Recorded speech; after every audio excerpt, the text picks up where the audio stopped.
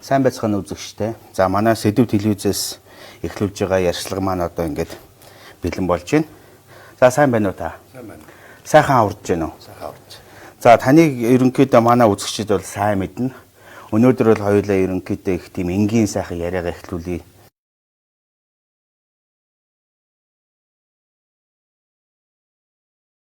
Бэлтгэл хошууч генерал Бямсүрэнгийн баяр магнай төгссөн сургууль 1990 онд Дундгов аймаг 10 жилийн 1-р сургууль, 1994 онд Цэргийн их сургууль, 2001 онд Америкийн нэгдсэн улсын Хураа замын цэргийн Команд штабын коллеж, 2005 онд Америкийн нэгдсэн улсын Хураа замын цэргийн Дайны коллеж, дүүргэсэн дамжаа 1996 онд Цэргийн их сургуулийн магистрантур, 2001 онд Швейцар нэгдсэн үндэсний байгууллагын цэргийн ажиглагчийн дамжаа, 2009 онд Америкийн нэгдсэн улс Батлан хамгааллын нөөцийн менежментийн дээд дамжаа.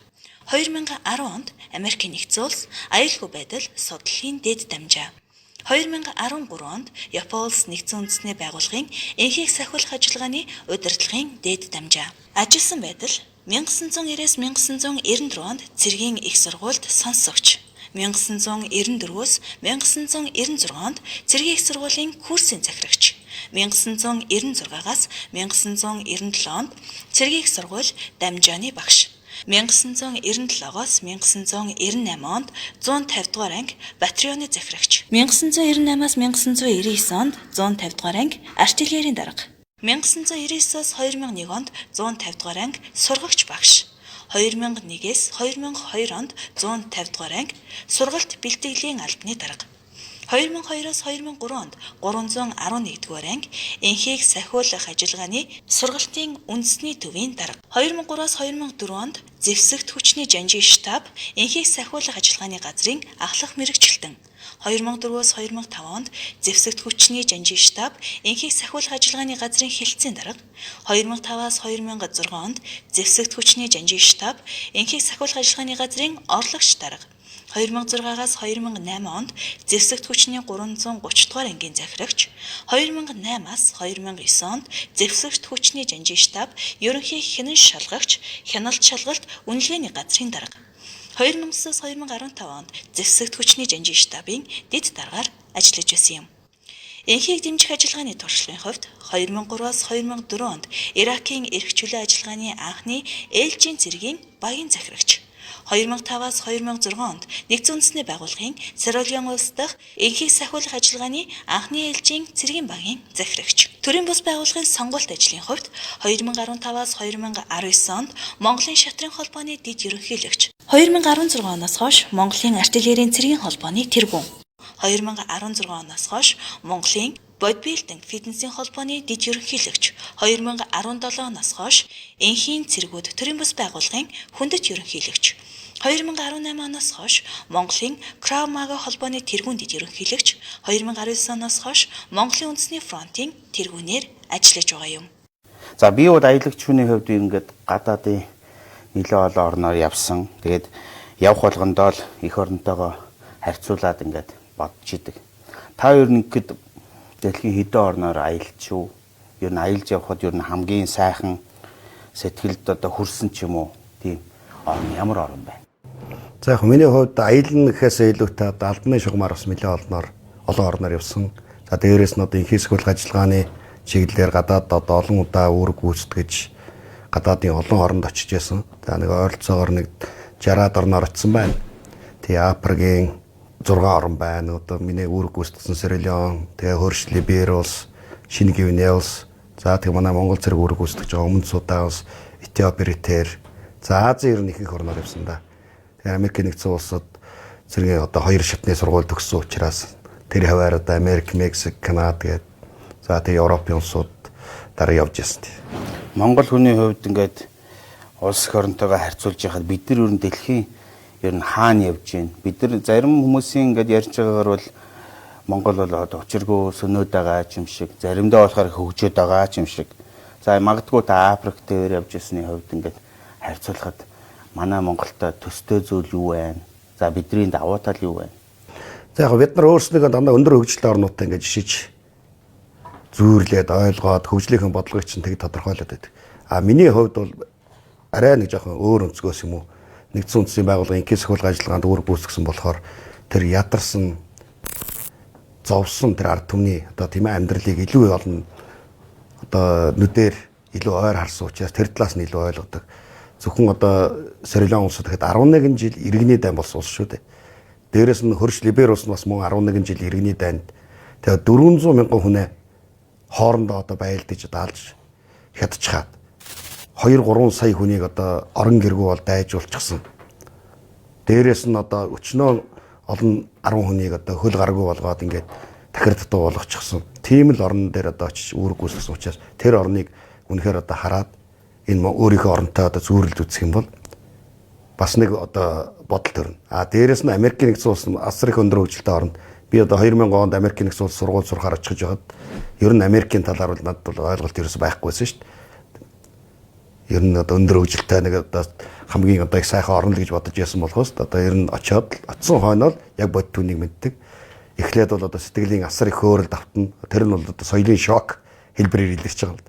Асар их одоо соёлтой оронд очиод нэг л одоо бүх юмд одоо сэтгэл хангалуун байгаад гэтэл яг бодит амьдрал донд ингээ удаан байгаад жил гаруй ингээ амьдраад ирэхээр тэр арчлээ чинь сайн мууг одоо өөрөөр хэлбэл тэр оны эрхчлөө гэдэг байгаа юмны цаад наад талын одоо их ойлгож байгаа.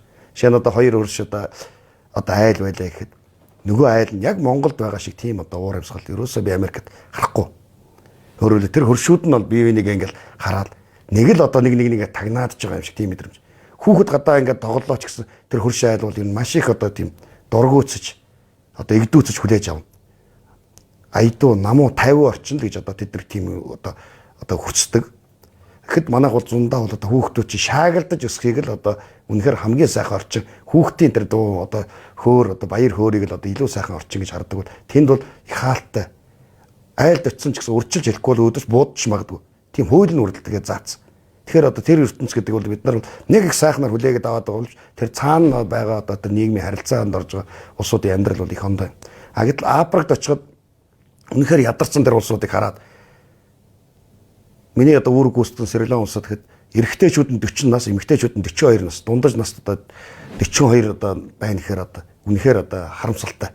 Одоо өнөөдөр Монгол хүний одоо амьдралын дундаж нас жилээр тун нэмэгдэж байна. Энэ нэмэгдэж байгаа шалтгаан нь бол бидний идэж ууж байгаа хоол, хүнс энэ одоо бидний энэ орчин нөхцөл амьдрах одоо орчин нөхцөл одоо сайжирсантай холбоотойгоор л одоо 60 70 нас одоо хүрээд явчлаа шүү дээ. Тэгэхээр энэ бол бидний одоо амь насны баталгаа бол улмал их баталгаатай болоод. Гэтэл одоо 40 нас амьдрал нь одоо 40 нас улсныхаа хэмжээгээр одоо 40 настай амьдрал ихээр ч үнэхээр одоо тийм хатуу амьдралыг л туулж байгаа. Дээрээс нь одоо Африк ТV-ийн бүх одоо өвчин, зовлон одоо яг л тийм тэр одоо нутгаас үүсэлтэй байна шүү дээ. Хумхаа гэдэг өвчин байна. Хумхаа гэдэг өвчнийг ерөөсөө бид нар мэдэхгүй. Монгол улс даяар мэдэхгүй байсан. Анх удаа бид нар өмнөд судаа уралсад үүрэг гүйцэтгэх явах хумхаа гэдэг өвчнийг мэдэхгүйгээр одоо би Аргичаа генерал Нью-Йоркоос байнгын төлөвлөгчийн газарт цэргийн зөвлөхөөр ажиллаж байгаад Монголоос би одоо томилогдоод бит хоёр Бельгийн нийслэл Брюссел хотод одоо уулзаал хоёулаа Либер улсад очихдоо хумхаагийн эсрэг тариач тариулаагүй вакцин чийлгээгүй эмч угааг очижсэн. Харанхуй амь насаараа дэнчин тавцаа очижсэн. Гэтэл одоо жочлуудын хан дээр нь санамж гэж бичсэн. Тэгээд ороод жочлуудын харсан чинь энэ улсад ирэхээс 14 хоногийн өмнө одоо хумхаагийн эсрэг юм уусан байх хэвээр. Наад захын ойлголтгүй ирсэн байна. Дээрээс нь гепатит А, Б гэсэн одоо хоёр вакцин хийн, шар чичиргэний вакцин хийн гэж байгаа. Гэтэл шар чичиргэний вакцин гэдгийг одоо бид нар мэдэхгүй шүү дээ. Одоо би одоо хувьдаа мэдэхгүй байна. Гэтэл Ирак улсад 2003 онд бид нар үүрэг гүйцэтгээд ингээ яваад тухайн үедээ шар чичиргэний вакцин хийлгчээд ирсэн. За дараа нь Сорилон гэдэг улсад одоо 2005 оны сүүлээр ингээ бид нар үүрэг гүйцэтгэх явах гэж байна. Тэгээ ингээ үүрэг гүйцэтгэх явах гэж байтал нэгдсэн үндэсний байгууллагаас ирсэн шалгалтын бүлэг. За та нар вакцины дэвтрээ гаргаад ирсэн. Гэтэл вакцины дэвтэр байхгүй. Тийм байдгүй шүү дээ бид нар гэсэн. Гэхдээ юу гэсэн үг вэ? Та нар ч одоо бид нар анх удаа одоо цэргийн багийн статусаар ингээд одоо Сорилон гэдэг улсад явах гэж байна гэсэн. Тэгээ нөгөө вакцины дэвтэр байхгүй учраас нэгдсэн үндэсний байгууллагаас 500 вакцины дэвтэр захиалж авчираад өөрөөр хэлбэл 250 хүнтэй манай багт дараагийн ээлжинд үүрэг гүйцэтгэх 250 хүний вакцины одоо энэ дэвтрийг авчирлаад ингээд тэр вакцины дэвтэр дээр харсан чинь шар чичиргэний гэдэг вакциныг 10 жилд нэг удаа тариулах хэрэгтэй байтал. Би хувьдаа 2 жил 3 жилд 2 удаа хийлгэсэн. Манай Иракт 2 явсан нөхөр ингээд одоо 3 удаагаа хийлэгчээд 3 жил 3 хийлэгчээ сууж байгаа шүү дээ. Бид нар Бид ерөөсөө үгүй мэдэхгүй шүү дээ. Бид нар ерөөсөө амьдралаараа тэг төрсөн улсууд ерөөсөө бүх тэр юмыг биеэрээ төрсөн. Энэ улсуудыг жишээлбэл ингээ ажиж яхад за Америк хүний хувьд ч юм уу аз жаргал нь юундэ байдгийг Африк ч юм уу. За манай монголчууд бол ерөнхийдөө нэг тийм халуун бүлээрээ те өргөө сайхан ингээ олуулаа бужигнаа та түрүү хэлсэн шүү дээ хүүхэд ингээ шаагилдаа сууж явах сайхан гэж хэлсэн. Тэгэхээр тэр хоёр улстай харьцуулаад ингээд үзэж яхад танд яг аль нь илүү амьдралд ойр байсан бэ? Яг ер нь бол дэлхий дээр нэг л юм адилхан тэр хүүхэд л адилхан. Хүүхэд бол ямар ч тийм нөгөө айх аюул тэр ичих одоо тийм шаардлага алга. Хүүхэд болгоны одоо нүдэнд баяр баясгалан гэрэлтэж байдаг. Харамсалтай нь одоо насан турш тусмаа тэр амьдралаа ойлгож эхэлдэг. Жишээ нь одоо би бол суур өвчтэй юмаа гэдгээ мэдэж эхэлнэ. Африкийн хүүхэд. Өөрөөр хэлбэл эцэг суур өвчтэй, эхэн суур өвчтэй, би суур өвчтэй хоёр үнээс гарч байгаа учраас би суур өвчтэй. Миний амьдралынаас богино юмаа гэж ойлгоод. Тэгэхээр тэр хүн бол үнэхээр одоо яаж одоо тийм ээ амьдралаа төсөөлөх нь ойлгомжтой. Дээрээс нь гэрэл цахилгаан гэж байхгүй. Тийм л орчин хүлээж байгаа юм. Би нэг удаа Африкт Срилонд одоо явж байхдаа бас нэг туршуулын замын туршуулын өрг гүйцэтгэж явж байхдаа нэг айлын гадна нэг залуу хэвтэж байгааг харсан байхгүй. Тэгээ санаандгүй харсан чинь нэг хоёр нэг савхан одоо нарийнхаа хөлтэй тийм залуу байхаар вали тийш очиж хэдүүлээ гэдэг. Тэгээд очисон чи хоёр хөл нь баруун гар нь 3 нийлээд энэ зүүн гарынхаа хэмжээнээс одоо илүү хэтрэхгүй. Тэгээд зүүн гар нь ингээ хавдаад ингээ бүр арьсан өнгөө гуйжаад их мух харагдаад. Тэгээд энэ залуу яатсан бэ гэсэн могоо татгуулсан юм аа гэж. Гэхдээ та нар эмнэлэгт очдөг юм уу? Энэ миний одоо асуулт одоо өөрөөр эмнэлэг гэдэг үг бол зүгээр л одоо бид нар өөрийнхөө сэтгэж штэ. Тэнд байхгүй. Эмнэлэг зөвхөн том оттол байна уу гэхээс тэр суурн, тосгон тэр юунд бэрс байхгүй. Тэгээ одоо энэ залууг яах вэ гэсэн чи. Одоо энэ залуу одоо тий үхэх бол үхэн, үхэхгүй бол амьдрал амьдрна. Хов тавилан л энэ үнийг мэднэ гэж байгаа байхгүй. Тэгээ баруун гараа өргөд дийлэхгүй их нь одоо ингээд баруун зүүн гараа дийлэхгүй ингээд зүүн гарын өргөд нэг явж бие засдаг. За тэгэл тэг ийм амьдралтай хов тавилан тийм оронд одоо тий Африкт одоо үүрэг гүйцэтгэд одоо явж хад үнэхээр тэр хүний хов тавилан амьдрал нь тэг сургууль одоо боловсрол эзэмшиж байгаа байдлыг хараад үнэхээр одоо би бас өрөвдөж байна. Дараагийн нэг тохиолдол нь болохоор харуулын цэг одоо тусгай шүүх хамгаалдаг байсан бэ. Срилонд одоо тусгай шүүх хамгаалаа байж хад нэг харуулын цэгийг би одоо шалгаа явуулжсэн чинь нэг харуулын цэг дээр эргэж хараагүй байхгүй манай нэг харуул. Өөрөөр хэлбэл яг дарга одоо гарч ирэхэд бол нөхөр турандаад харуулын цэг дээр гарсан эрж өрчлөгүй. Одоо харуулын одоо ийм үүрэг гүйцэтгэж байгаа илтгэдэг. Тэгэхээр нөгөө би одоо яатсан унтцсан болоо гэж одоо гайхаад гэсэн чи цаашаага нэг юм сонирхоод хараад тэгээ би араас нэгэд гараад өгөө мэдээд чочоод яас. Гэхдээ чи яагаад анхаарал болгомж байхгүй байна гэсэн чи уучлаарай дарга би ийм боллоо гэх. Миний буруу гэдэг. Чи юу харсан гэсэн чи. Гэхдээ энд нэг хэдэн хүүхдүүд байд юм аа гэд. Ямар хүүхдүүд гэсэн чи. Энэ ороо болгоо ирж хичээл давтдаг юм аа гэд. Тэгээд тэр тусгай шүүхэл нүүбийн одоо олон улсын энэ төр шүүх учраас тэр шүүх 24 цагаар гэрэл цахилгаанаар хангагддаг. Тэгээ орой маш хүчтэй гэрэл орой болохоор ингээд гадагшаа ингээд шүүхээс гадагшаа тусдаг байхгүй юу? Одоо хамгаалтын тэр гэрэлд нь тэр хүүхдүүд хичээлээ хийж байгаа байхгүй юу? Цугларцсан ингээд жоохоо идэвд. Тэгээд үнэхээр одоо хов тавилан гэдэг үнэхээр ямар хатуу байна тийм ээ. Энэ Африк улсууд хатуу заяас юм бэ.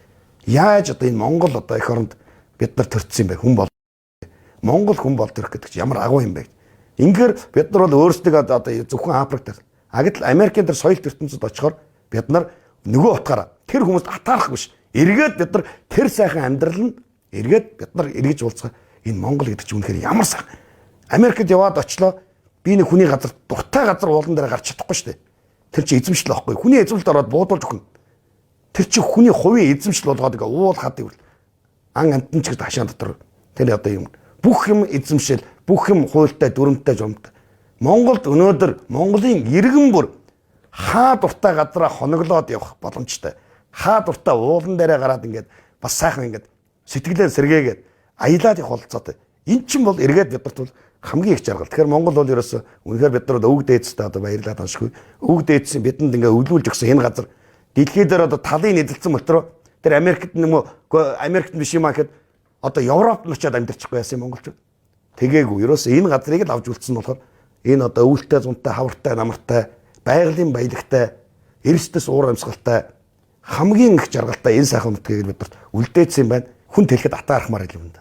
Миний бүх аялал атаарахмаар. Тод биш ерөөсөө бүр тэр чигээрээ кино шиг үлдсэн. Яагаад гэвэл би зөвхөн аялж явж байгаа биш. Тухайн газар нутгийг түүхийн сонсож ард иргэдтэй нь уулзаж тэрийг одоо сонсох дуртай. Зүгээр нэг би хоёр жишээ авъя. Ховдын булган манай торгуудын нутаг. Тэр увшхан одоо тэр торгуудуудыг тийм ээ ямар хүнд замаар одоо туулж хичнээн хүнэн одоо тийм ээ замдаа одоо амиргдуулж Монгол улсад энэ нутагт орж ирээд ингээ амьдэрсэн. Тэр одоо нэг одоо торгуудын нутагт одоо очиод за ингээд би ховдын булганаар ингээд рухуу очиод булган бомб одоо өнөөдөр Ярамтын застав. Тэгээ очиод ингээд тэгэл дамжаад наашаага хилийн одоо 3 хүүгийн застав, Өөшгийн застав, тийм ээ зүрх уулын застав гэдэг ингээд явж. Тэгээ цаашаа явах юм бол байтаг богд. Гайхамшигтай түүхтэй. Энэ байтаг богдын түүхээр одоо сая кино гарлаа маш нууц 2 байтаг богдын түүх. За яг бодит түүх яг одоо тэр кинонд гаргасан түүх 2 нэг үйлэлийг зөрж байгаа. Гэхдээ тэр кино бол мэдээж өнөөдөр бол одоо энэ залуучуудад эх оронч үндэсний үзлэг төлөвшүүлэхэд маш их үнэтэй одоо тийм хувь нүүр оруулж байгаа. Эх орноороо бахархах тийний төлөө одоо тэмцэх тийм л одоо түүх байгаа. Өнөөдөр би бас боддیں۔ Цэргийн сургууль төгсөж байгаа. Үндэсний аюулгүй байдлыг хангах тусгай шимчиг үүргийн байгууллагыг одоо тийм ээ аль хааж байгаа. Хүн бүр очиод нэг энэ түүхийг харчаас. Одоо бааш тэ халахын голын дайнд оролцсон биеэр оролцсон хүн сая өнгөрсөн жил 80 жил боллоо 5 хүн үлдлээ. 5 хүн үлдсэн. 5 хүн. Тэрний 2 нь бол халахын гол биш. Доронтой чой болсон сувилагчаар ажиллаж байсан 2 хүн. За ингээд үндсэндээ ингээд энэ 5 хүнээр ингээд энэ түүх дуусч болмооргүй. Манай Монгол улс ч өөр ингээд Орос, Хятад гээд 2 хүчтэй улсын голд оршиж байгаа шүү дээ. Байнгын хүчтэй арим байх хэрэгтэй ч юм уу, хэрэггүй ч юм уу нэгдүгээрт. За хоёрдугаар тэр хаа олон апп руу очиж одоо юу гэдгийг инхийг сахиулах үйл ажиллагаанд ингээ оролцоод тэгэж одоо байх бас шаардлага байгаа юм уу? 1990-ад оноос өмнө бол манайх бол нэлээх том айрамтай байсан. Энийг 90 оноос ингээд маш их хэмжээгээр цомгтгоод одоо ингээ багсгаад бид нар бол одоо нэгэнт одоо энэ хүйтэн дайны аюул одоо холджээ.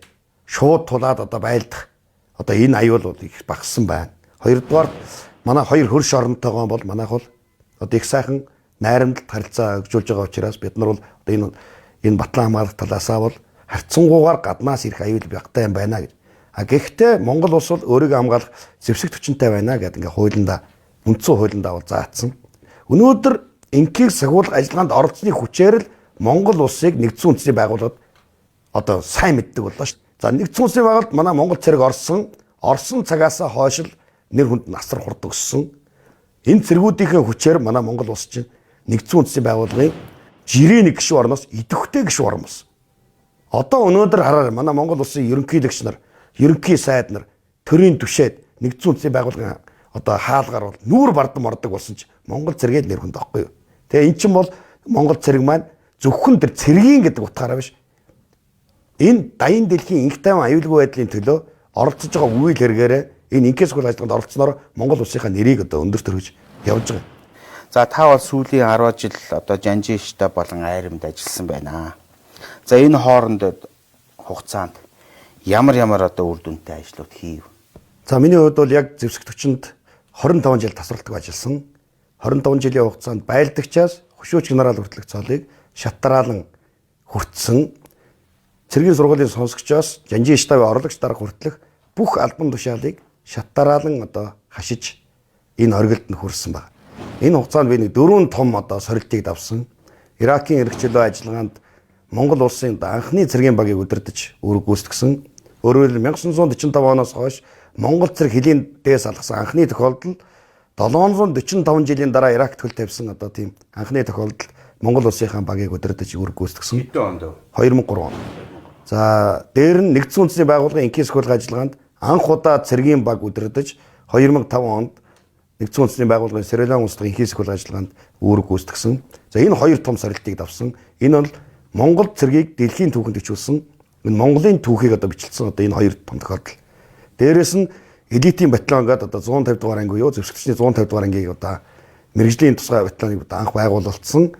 За дээрээс нь Дархан уулан аймагт барилгын цэргийн 017 дугаар ангийн суурин дээр зэвсэг түвшний 330 дугаар ангийг байгуулсан. Одоо ийм том 4 том зорилтыг одоо давж одоо энэ зэвсэг түвшнийхээ одоо хэмжээнд одоо өөрийгөө одоо харуулсан.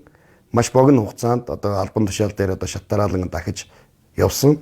За сүүлийн 10 жилд нь өдөрт галбан тушаал ачлаа. За тэр дундаа одоо хамгийн сүүлд одоо 2009 оноос 2015 оны 12 дугаар сар хүртэл зөвсгөгчний Жанжин штабын дэд даргын галбан тушаалыг ачлаа. Төрийн далбааны өдөр зориулсан энэ цэргийн ёслолын хүндэтгэлийн жагсаал гэдгийг өөрөөр хэлбэл энэ ёслолын жагсаал буюу парадыг 6 жил командлсан байгаа. Тэгээ Монгол Улсын ерөнхийлөгчд 2 удаа Батлан хамгаалгын одоо 4 сайдад рапорт өглөө. Дээрээс нь халахын голын 75 жилийн ойн одоо парадыг командлсан Доронтой аймагт. За тэгээд халахын голын 75 жилийн ой чөлөөлөх даны 70 жилийн ойд одоо энэ комиссд одоо ажиллаж энэ одоо ажил арга хэмжээг одоо зохион байгууллаа. Өнөөдрийн 21-р зууны хүнтэй бол тархиар нь одоо удирдах хэрэгтэй. Тархитай харьцах хэрэгтэй. Өнөөдөр хөгжсөн байна. Мэдээллийн систем одоо асар хурдтай явж байгаа энэ үед би бол асар их өндөр чадвартай мэдлэгтэй энэ улсуудыг бол менежер одоо энэ арга барилыг эзэмших хэрэгтэй маа гэдэг. Өөрөөр лидер дээрээ менежер нэмэгдэхээр би бол одоо жинхэнэ одоо хосолсон одоо жинхэнэ удирдах болох юм байна гэдгийг одоо энийг л одоо ойлголтыг өөртөө авсан. Та бол ингээд улс төрд орж ирж байгаа одоо гол шалтгаан юу байгаа? Ерөнхийдөө одоо нэг ийм ойлголт байдаг шүү дээ. Дуучин хүн дуучингаа хийгээд явгүй. Тэ? Одоо бизнес хүн бизнесээ хийгээ яв. Та яагаад айрамдаа байж болтгүй? Яагаад заавал улс төр? Зөв асуултаа би асуулаа гэж бодож байдаг. Маш сайхан асуулт байна. Тэгэхээр ийм би түрүү хэлсэн. Яг би ингээд удирдах албан тушаал зөвсгөгчний одоо яг уураг тарих болсон Жанжин штаб дээр нь ингээд толгой дээр нь гараад ирлээ. Би энэ хууль эрх зүй гэдгийг ойлгохгүй байж байгаад за ингээд Батлан хамгаалгын сайдын одоо тушаалаар энэ хуулийн одоо шинжилгээний ажлын хэсэгт ажиллаад би маш их зүйлийг ойлгосон. Энэ хууль гэдэг чинь ирсэн маш их хэрэгтэй юм байна. Энэ салбарын Батлан хамгаалах салбарын бие бүрэлдэхүүний амьдрал, нийгмийн хамгаалал тэр байтугай одоо тэтгэвэр тэтгэмж тогтоолгох тийм ээ. Энэ бүх юм чинь энэ хуулиар л бүгдээрээ яад. Тэгэхээр энэ хууль дүрм нь оновчтой байх. Энэ хууль дүрм нь бие бүрэлдэхүүнийхээ одоо тийм ээ. Одоо энэ аль паах нөхцөл тохирсон байх гэдэг. Энэ болгон ч одоо их чухал юм байна. Мэргэжлийн хүн хууль тогтоох байгууллагад байх ёстой. Мэргэжлийн хүн мэргэжлийн салбарыг удирдах ёстой. Би энэ дээр хатуусах ёстой. Хоёрдугаар сэтгэлтэй хүн хэрэгтэй. Сэтгэлтэй. Мянган мэддэг байгаад сэтгэл байхгүй яах юм. Би байлдагч байсан учраас би байлдагчийн төлөө би байлдагчийн хүчин генерал болсон. Би байлдагчийн төлөө өнөөдөр амьдралаа зориулна. Энэ аль паажгаа энэ олон мянган аль паагч нар үндэсний аюулгүй байдлыг хангах тусгаалсан чигүүрийнхээ байгууллагад аль паажгаа зэвсэг төчийн хэдийн зэрэг онцгой байдлын байгууллага цагдаа дотоодын зэрэг шүүхийн шийдвэр тагнуул энэ байгууллагад ажиллаж байгаа бүрэлдэхүүний төлөө хэн санаа зовх юм. Энэ байгууллагад аль паацсан энэний амьдралыг мэддэг хүн санаа зовно. Тэрнээс энд нэг хоногч байгаагүй хүн одоо ирчгээд одоо би салбарын чи хуулийг мэднэж байна. Гэмцэг ингээд томроод байна. Тэгээ ойлголтгүй. Тэгээ бүр ингээд манай ч одоо бүр маш их том дутагдал байна шүү дээ. Энэ их хурлын гишүүн болчоор тэрнээс илүү одоо мэдлэгтэй хүн байхгүй шиг ойлгоод тэдний үгийг сонсоод байдаг. Гэтэл яг салбарын мэрэгжлийн хүнийг үгийг сонсдог. Хэн нэгний зүгхийг барьж явах юм бол хэн нэгний туслах хийх юм бол хэн нэгний сонгуульд нь явж одоо яах юм. Эсвэл хэн нэгнийг хорлох юм бол өнөөдөр бол ингэж байж л одоо амжилт нүрэх юм байна. Тэгээ улс төр гэдгээ би өөрөөсөө улс төрд одоо би шинэ хүн. Гэхдээ улс төр хийнэ гэдгийг энэ залуучууд юу гэж ойлгож байгаа гэхээр хэн нэгнийг хорлох гэж одоо мессеж өчиж, хэн нэгнийг харлуулж, эсвэл хэн нэгний араас хутга шааж байгаагаа улс төр гэж яриад байгаа байхгүй. А гэтэл энэ соёлтой улсууд улс төр гэдэг чинь шал ондоо байна. Улс төр гэдэг чинь зөвхөн сонгуулийн үед л улс төр шүү дээ. Тэрнээс биш өтөржин улс төр гэдэг бүтэн 4 жилээр улс төр гэртээ улс төр гэдэг энэ улс төрчлөл биш. Өнөөдөр бол ерөөсөө ингээд улс төрийн одоо намын одоо энэ систем дотор чинь эндээс бүх ард иргэдэд хуваагаад авчлаа. Намууд хувааж аваад өөрөөр хэлбэл намын гишүүнчлэлээр хувааж аваад дээрэс нь энэ нийгмийн бүх давхаргыг авчлаа. Намын дэргэд ахмадын байгууллага байна. Намын дэргэд эмэгтэйчүүдийн байгууллага байна. Намын дэргэд залуучуудын байгууллага, намын дэргэд оюутны байгууллага. Одоо намын дэргэд цэцэрлэгийн хүүхдийн байгууллага алга шүү. Бусд нь бүгд байна. Та бол их зөв юм яриад байна л да. А гэхдээ манай ард иргэдийн бас нэлээд олон дийлэн хувийнаас амьдрал ядуу байна. За нөгөө намын нөхдүүд чинь тэр нөхдүүдэд гурил будаа тараадаг юм уу? Бас нууцаар мөнгө тараадаг юм уу? Янз бүрийн байдлаар ингээд одоо хээл ахуул гэх юм уу? Амьдралтанд туслаа явчихдаг. А Монгол хүний зам болохоор за хөөрхий нөгөө 100 мянган төгрөг өгсөн юм чинь энийгээ дугуйлчигээ явчихдаг шүү дээ. Тэгэхээр бид нар 4 жилийнхаа дараагийнхаа ирээдүгөө ингээд мөнгөөр худалдагдаад явж штэ.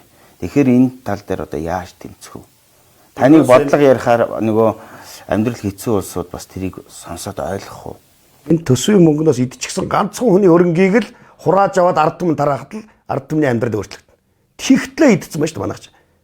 Ганцхан хүний хөрөнгийг л хурааж аваад тэгээ хурааж авна гэдээ одоо зарлаад чадахгүй шүү дээ. Өөрөөсөө адилхан идсэн байд. Тэгэхээр цэвэр шудраг хүн, энэ шудраг систем, шудраг хууль, шудраг одоо тийм ээ ёсыг тогтоож байж л энэ явдал арилна. Гэтэл одоо ингээд зарлаад тэгээд одоо нөгөө хүн одоо өөрөө одоо бүр асар их хөрөнгөжсөн. Тэгээ хөрөнгөө тайлбарлаж чадахгүй. Одоо нэг хэсэг таа чин үндэсний фронт тэгээд нэлээд олон улсуудын дэмжлэг аваад ингээд бас талбай дээр жагссан. Гэтэл та уг нь овоо сайхан тэн дотор ингээд явж ирсэн аа харагдахаа болцсон. Яагаад одоо тэр энэ хийжсэн ажлаас ингээд ухарчваа. Нөгөө нөхдүүд маань яг юун дээрээсээ санаа ингээд зөрөөд явчихв. Мэдээж одоо энэ эх орныхон төлөө санаа зовсон тэмцэгч нар маш олон байна. Гэхдээ тэмцэгч нар дунд чинь янз бүрийн усуд байдгийн байна. Би чинь дандаа тангараг өргөсөн цэргүүдийг командалж явсан. Гэтэл энэ тэмцэгч нар дотор өөрөөр хэлбэл энгийн иргэд дунд чинь янз бүрийн бодолтой усуд бас байна. Өөрөөр хэлбэл эрхэн зөрчигдсөн усуд их олон байд юм. Эрхэн зөрчигдсөн. Эсвэл ажлаа алдсан. Эсвэл амьдралаараа хохирцсон гэдээ одоо ингээд ангидах юм бол маш олон байна. Над шиг нөгөө сайн дураараа одоо тийм ээ төрийн хийж байгаа ажлаа орхиод сайн дураараа орхиод ингээд ороод ирчихсэн. За үзнэ гэж байгаа хүн бол ер нь танд ер нь бараг байхгүй те.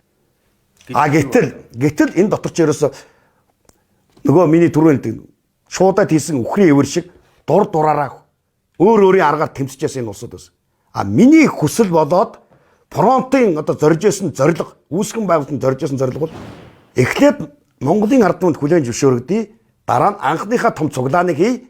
Тэрний дараа аймаг болгонд салбар байгуулъя. Аймаг болгоны төв талбай дээр жагсаал хий. Эргээд 100,000 хүний жагсаал хийнэ. Эннийхээ амжилтан дээр 2,000 хүний одоо 200,000 хүний жагсаал хийнэ. Хамгийн том зорилго нь бол бид нар 500,000 хүнийг фронтод нэгтгэн гэж явсан. Гэтэл миний дөнгөж ихний зорилго дээр л энэ усуд нураас дотроос анхны зорилгыг ашиглах гэж оролцсон. Өөрөөр хэлбэл анхны одоо тийм ээ ард түмэндээ хүлээн зөвшөөрдөж дөнгөж эхлээд анхны жагсаалаа хийгдэл дотор бодлоос. Намайг фронт хаяа зүгтаасан уруу хүч гэж одоо харагдуулах одоо тийм юм хийсэн. Өөрөөр хэлбэл фронт хаяад жагсаачаад хайцсан гэж байгаа. Би хамгийн сул тараасан тэр 7-ны жагсаал дээр 8-ыг ингэж явцсан уу яг өндөр. Би ерөнхийдөө яг би бол дэмжиж ийсэн. Би бол дэмжээ за их зөв шүү. Одоо бид нар ингээд бас нэг юм муухай болцсон юм байна л да монголчууд. Ерөнхийдөө ингээ хараад энэ зөв гэж байгаа мөртлөө очдоггүй. Би бол яагаад бас очоогүй гэхээр би маш их ажилттай байсан. Яг гоо бас зарим хүмүүс тэгээд. Тэгэхээр одоо яг чам шиг ингээд маш олон хүн очоогүй. Тэгсэн мөлтрөө компьютерийн ардаас хүн шүүмжлээ сууж байгаа байхгүй. Босоод ирэлтэй 100,000 босоод ирэлтэй. Энэ хэрэг бочтой ирэх. Тэр фэйсбүүкээ хаяад тэр нэг твиттерээ хаяад гараад ирэлтэй. Бид нар 50 жагсаа гэж байгаа. Гэтэл энэ 50 жагсаалыг анхны жагсаалыг хүчирхийлэл болгож хувирах гэсэн. Манай өдөр зөвлөлийн нэр бүхий нөхдүүд хүчирхийлэл болгож төрийн ордон руу дайрыг тэр бичлэг нь байж байгаа. Тэр зариг цаг юм дээр тэр бичлэг нь тэртээ тэргүй байж байгаа олон хүний юунд дээр нүүрэн дээр байж байгаа. Төрийн ордонд намайг шаардлага өгчөөд гараад ирэхдээ төрийн ордон руу дайрыг баруун талаар нь тэр удирдаа дайр, зүүн талаар нь тэр удирдаа дайр. Тэгээ бид нар нэгдсэн командаар хашаад авч ороод энэ төрийн ордон руу эзлэе гэсэн тийм юм хашгираа зогсож байсан. Манай мөнгө хоёр. Яг энэ тогыг боловсон байдлаар одоогийн байрлалаасаа яг 2 хуваагдаад хоёр тишээгээ яваад тойроод энэ хашааг бүтэн тойроод хашаа биш тэ тойроо хашаа тийм үү? Хойгоор бол бүтэн дээр хой талдаа үзүүр нийлээ. Ингээд хашаан дээгүүр нэг командаар хашаан дээгүүр давна. Яг тэр нэг командаар даваад орцгоно. Хашаан энэ итрийн хоргос хашаан дотор. Би ирээд болиулсан. Хэрвээ болиулаагүй бол хэдэн хүний амь эрсдэх байсныг би мэдэхгүй. Хэдэн хүн тэр хашаандаар гогдож өлөгдөхөө мэдэхгүй. Хичнээн хүн нь одоо тэр дунд одоо тийм ээ настай улсууд байна. Арх утсан улсууд тэр замбраагүй байдал үүсэт. Тэгсэн бол би өнөөдөр хэн болчих вэ? Ямар ч байсан Монголын үндэсний фронт энэ төр засагт бидний хүлээн зөвшөөрөх хэмжээнд очсон. Тийм учраас бид хүн эхний зорилго хүлээн зөвшөөрөгдөх ёстой, дараа нь 100,000 болно гэдэг ийм шаардлага, ийм зорилтыг бид нар тавьсан. Дараа нь 200,000, 500,000 гэсэн. Тэгээ өнөөдрийн үйл ажиллагаа ингээд өндөрлж байна. Баярлалаа. тэргүй өөр би шийдвэрээ гаргацсан. Тийм учраас тийм асуудал бол гарах ёсгүй. Тэргүй шийдвэрээ гаргасан. Ямар ч байсан одоо албан ёсоор дууссан шүү гэдгийг хэлсэн. Тийм учраас одоо холбогдох улсуудаа бид бүхэн энэ одоо аюулгүй байдлыг хангаад одоо нэг замбраагүй байдал үүсэхгүйгээр ингээд тарнаа гэж ойлгож байна. Би чинь Монголын ард түмэн нэг ширхэгч Эрдэнэт Монгол хүн ам өргөдөхгүй, ам насаараа хохирохгүй, бие эрхтнээр хохирохгүй байх. Тийм л жагсаалыг хүссэн. 50 жагсаал шаардлага төрүүлнэ. Би бол ерөнхийдөө гаднаас нэг тийм бодлогоор та нарын дунд оруулсан юм болов уу гэж би хардсан. За яг хүмүүсийн нөгөө одоо өнөөдөр ингээд харж байгаа өнцг нь болохоор намайг нэг одоо тийм мөнгө аваад болчихж одоо энэ эрх барьж таас. Одоо өөрөөр хэлбэл одоо удирдагч нь бурууг чих гэдэг нь шүү дээ. Дээрээс нь одоо харлуулах ажиллагаа. Эн чинь мэдээж энэ фронт чинь одоо маш богино хугацаанд нэр хүнд нь өсөө гараад ирэхээр энэ усууч айж байна. Дээрээс нь генерал хүн удирдагчлаа. Одоо чичирхээс яадیں۔ Айсан. Тэхийн тулд мэдээж одоо энэ дотор чинь бас янз янзын улсуудыг одоо мэдээж ажиллуулсан. Хотгон хүмүүлэгч нарыг оруулж яаж таараа. Ингээд бид нар бол өөрсдөө замаар явъя. Тэр хэд өөрсдөө замаар явг. Одоо өөрөөр хэлбэл тэр нөгөө хүчирхийлд урайлаад байгаа. Бидний нөгөө том зорилгыг, алсын одоо зорилгыг одоо тийм ээ доор нь одоо нухчин дарж явсан. Тэгээ туйлшруулж байгаа хүмүүс нь ерөөсөө тэр дээр явг. Бид нар тэдэртэй нийлэхгүй гэдэг. Ингээ үүсгэн байгуулагчдад үндсэндээ бол одоо хоёр багц ихэнх нь 70-80% нь одоо яг миний талд байж байна. Би бол фронтоо байгаа. Намайг бол фронтоос явцсан гэж ойлгоод байгаа. Би байж л байгаа. Үүсгэн байгуулагч нөгөө суурьтайгаа бол байж байгаа. Та ер нь сонгуульд ер нь дэвшнэр дэвшиж байгаа юу? Хаанаас дэвших? Үндэсний аюулгүй байдлыг хангах тусгайсан чиг үүрэх байгууллагуудын дуу хоолой болъё. Зэвсэг төчин батлан хамгаалах салбарынхаа хууль эрх зүйг одоо нарийн тогтоож өгье. Тийм ээ? Энэ бүрэлдэхүүнийхээ нийгмийн хамгааллын төлөө тэмцэе. Ингэж л явж байгаа. Би гарснаар энэ надад биш. Энэ Монголын ард түмэнд энэ одоо аюул насаараа одоо энэ аль пааж байгаа хөдөө хөрж гадаа гандж байгаа энэ улсуудын төлөө сэтгэлдээ нэг ч гэсэн хүн очил гэсэн би бодол байгаа учраас би одоо өөрөө энийг төлөөлөл болж дэвших гэж байгаа. Одоо өнөөдөр бол манайх ингээд нэг улс орны хөгжлийг уул уурхаагаар юм уу, аялал жуулчлаар юм уу ингээ хардаг бол би бол батлан хамгаалах салбараар дамж хөгж болно гэдгийг хардаг. Энийн амин жишээ нь манай хөршөөд байгаа байхгүй юу? Жишээ нь Оросын холбооны улс нь ядарчаад 90 онд ядарчаад ингээд байж хад батлан хамгаалах салбартаа төсвөө нэмээд байсан. Батлан хамгаалах нь хүчгийн хэрээр хөгжсөн. Хятад ч гэсэн яг мөндөгсөн, Америкч гэсэн. Өнөөдөр энэ гурван улс дээрээс нь өчнө олон улсууд батлан хамгаалах салбар нь 50% байж тээ төсвөөс 50%-аас дээш байна. Монголд ингэж хөгжих боломж байгаа. Батлан хамгаалах салбараа маш хүчтэй болгоод бэхжүүлээд аль багшлын тоог нэмээд ингээд ирвэл өнөөдрийн энэ нэг жижигхэн төмөр зам юу юм бэ? Улсыгаа хөндлөн голд одоо тийм ээ одоо туулах төмөр замыг одоо хэдхэн хоногт тавьчих одоо тийм ээ хэдхэн сарын дотор тавьчих хэмжээний хүчтэй одоо армийг усгаж чадна шүү дээ. Одоо үнэхээр яаж юм бэ? Энэ засмал зам энэ гадаадын ажиллах хүчингээл энэ хятадуудыг оруулж ирээд ингээ ажилуулад байгаа энэ засмал замын чинь айрам хүчтэй айрамтай байвал одоо дорн 50 нүстэй зохион байгуулалтаа хүчин гэдэг чинь Монгол хүн бүр одоо тийм ээ эх орноо хайрлах тийм эх оронч үндэсний үзэл биеинд нь шингэцсэн байдаг. Өнөөдөр зарим хүмүүс ярьдаг л да эх оронч үндэсний үзэл алга болчихжээ тийм ээ.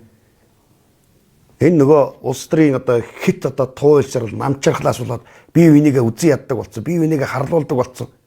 Сонин сэтгүүл сайтад цагаан мэдээ байхгүй болчихсон. Нэг л харанхуй хар уул нөмөрцөн хар энерги эртнээсээ нааш Монгол улс ч ерөөсөө тэр амны бэлгээс аштын бэлэг гэж ярьдаг. Сайн сайхан юм ярил л да. Сайн сайхан тэр хөгжлийг ярил л да. Цагаан гэгээтэй мэдээг ярил л да. Хөгжлийн урсгал, Монголын ирээдүйн урсгал руу орно. Тэгээ зөв бодлого хэрэгтэй. Зөв хүн удирдах ажил зөв бодлого юм. Зөв хүн удирдах ёстой. Тэр зөв хүнийг л Монголын ард түмэн гаргаж ирэх ёстой. Тэрнээс биш төрийн мөнгнөөс хулгайлаад бидний одоо тийм ээ татвар төлөгчдийн мөнгийг булааж авч хувьдаа завшаад энэ олон компаниг уул уурхайг эзэмшээд энэ нөхдүүдийг дахин гаргаад одоо Монгол ус хөгжихгүй. Энэ улсуудыг бид нар Монголын улсаас зайлуулах ёстой. Би бол тэгж бод. Тэгж л Монгол ус хөгжинэ.